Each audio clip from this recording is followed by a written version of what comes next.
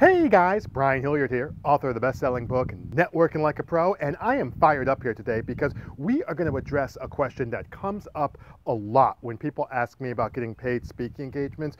One of the questions people ask me is they say, all right, well, if I'm going to be doing a paid speaking engagement, is there a way that I can get clients from that? Like, is that appropriate? Or maybe that's not the case and that's fine because they, paid me to come in the first place, which is totally fine.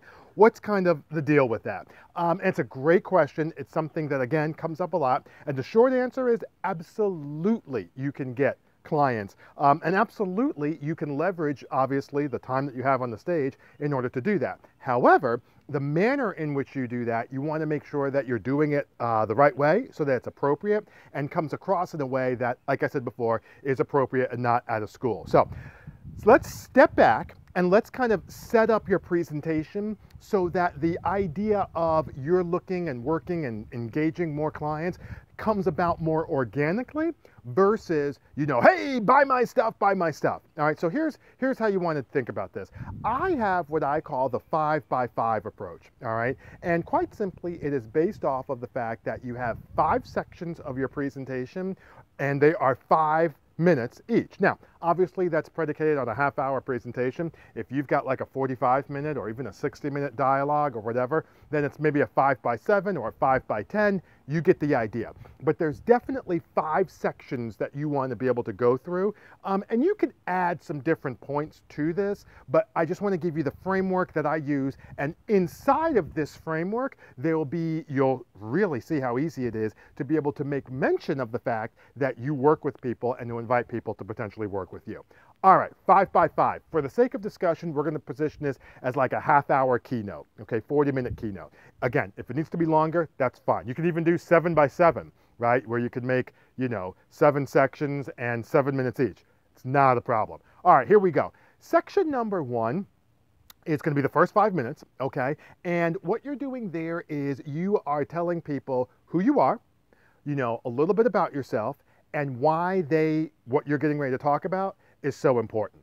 All right, so right off the bat, who you are, what you're getting ready to, a little bit about yourself, and why what it is that you're going to talk about is so important. Now, let me give you a quick kind of how that looks like. So I might say, hey guys, Brian Hilliard here. I am so happy that you're allowing me to come out to speak. I'm really looking forward to it. Today, we're going to talk about 3 essential steps to be able to get your first paid speaking engagement. And I got to tell you, the reason why people ask me about this and bring me out to speak and have me come out to all these different places is because a lot of times people are having challenge. They're trying to do this, they're trying to do that. You see how I got right into why they're having me come out?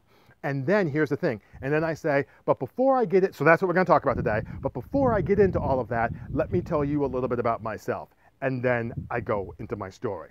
Am I making sense? So first of all, you tell them who you are. You tell them why it's important. Tell them who you are, what you're going to talk about, why it's important. And then from there, you get into a little bit about your story and what it is that you bring to the table from a credential standpoint. All right, that's section 1. Okay, section 2 now this is where you actually get into your teaching points. So let's say you have a 30-minute presentation, right? Well, you don't have all day. You can't make like 50 points. Maybe you're making 3 like really good points because you got to make sure that you keep people engaged. There might be some interaction, some role playing. I said that this is going to be like a keynote, so that would be less. But if it was like a breakout session, like a 40-minute or even an hour breakout session, there might be some, interplay going on back and forth. The point is you want to make 3 points and you want to incorporate that into these 5 sections that I just mentioned. So section 1 was what? Section 1 was the idea of telling them who you are, what you're talking about, why it's important. Section 2 is one of these main points. Okay, you talk about that for 5 or 6 or 7 minutes, however long the presentation allows you to do that. And you do, hey, listen, going back to my example, 3 essential elements to get paid to speak, get your first paid speaking engagement. The first thing I would tell people is that they need to make sure that they have a compelling title, right? And I would go through that point. Hey, listen, you want to make sure that you have a good title. You want to make sure that people are seeing you in a certain way. The reason why having a good title is because it comes across as being professional. You need to think of it like getting a book, like in a bookstore, like a title of a book, you know what I mean, to get people's attention. Boom, you're going right into that, all right? So that's section 2. Okay, you give stories, you give examples. Hey, listen, you know, one of the clients I've worked with, see that, how we're sowing the seeds a little bit? One of the clients I've worked with, they had this problem. They came up with this solution. Here's how I was able to do that. If you do that during that section, you're now letting them know, oh, wow, you know what? It sounds like this guy, it sounds like he's working with people. Okay, I didn't know that before. That was one of the mistakes I made. I would go out and do presentations and people didn't know that I did coaching or consulting, and it was just like it didn't make any sense, okay? So that's the thing. Section 2 is you want to make sure that you are absolutely getting people and you're talking to them about, you know, the teaching point, whatever it is in question. All right, section 3, you do the same thing. It's your second teaching point. Okay, and still, you're talking about stories, you're talking about how you've worked with other clients before. Maybe you don't do it back to back, you know, client every time, but you talk about stories and what you've done and how you've been successful, all of that stuff. All right, now we're at section 4. Now this just depends the type of presentation. Like if I'm doing a conference or if I'm doing something like where it's a breakout session, not so much if I'm doing keynote, okay? I don't find it as appropriate for that, but let's just say it's something where I'm at a conference and, you know, even at a general session or something like that, and people are looking at you, but it's kind of like one of those deals where you're talking to them, obviously engaging them in good stuff. What I do in section 4 is really straightforward. First of all, what I do is I raffle off, I tell them, listen, we're going to open it up for some Q&A. All right, I said we're going to open it up for some Q&A, and we absolutely can do that. But before I do that, let me raffle off a quick little something. And what I usually raffle off is a 30-minute coaching session with yours truly.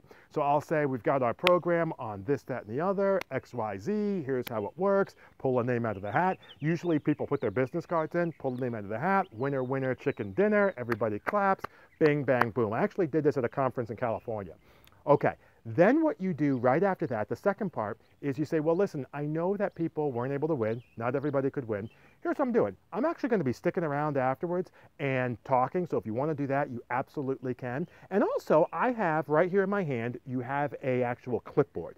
One of the things I have right here in my hand is some time slots. If you want to talk offline, we can talk. It's about 15, 20 minutes. It's a complimentary call, obviously, so there's not going to be any money involved. And we can just talk a little bit about what it is that you're doing, where you're going, and talk about your situation. I'm going to hand this out, and you can go from there. And depending on how large the audience is, like if it's a large audience, I might hand out 3 or 4 clipboards. And on those clipboards, it says name, number, and date, right? Name, actually, it's the date, and then it's name, number, and email by the date, and I just have them in half-hour increments. Thursday at 9, Thursday at 9:30, Thursday at 10, Thursday at 10:30, and I hand them out. Boom! They just go out. Okay, and then at that point, I open it up for some Q&A. All right, now what happens is people are signing up and putting some stuff down, and that's good stuff. Now, section 5 is the third point. So after you've done Q&A, you're to section 5, and you just make your third point.